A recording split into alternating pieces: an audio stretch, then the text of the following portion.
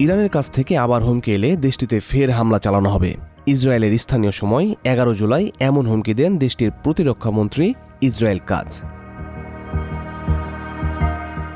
Israel বিমান বাহিনীর একটি প্রশিক্ষণ সমাপ্তি অনুষ্ঠানে কাজের দপ্তর থেকে প্রকাশিত বিবৃতিতে জানানো হয়, তেহরান, তাবরিজ, ইস্পাহান, আপনারা যেখান থেকে ইসরায়েলকে হুমকি দেবেন বা ক্ষতির চেষ্টা করবেন, ইসরায়েলের হাত সেখানেই পৌঁছাবে। লুকিয়ে থাকার কোনো জায়গা নেই। ইসরায়েল কাজ আরও বলেন, যদি ফিরে আসতেই হয় আমরা আরও বেশি শক্তি নিয়ে ফিরব।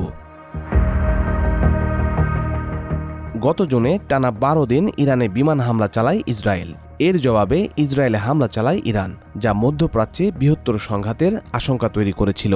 পরে যুক্তরাষ্ট্রের মধ্যস্থতায় 23 জুন মার্কিন প্রেসিডেন্ট ডোনাল্ড ট্রাম্প ঘোষিত একটি যুদ্ধবিরতির মাধ্যমে উভয় পক্ষের মধ্যে সংঘাতের অবসান ঘটে।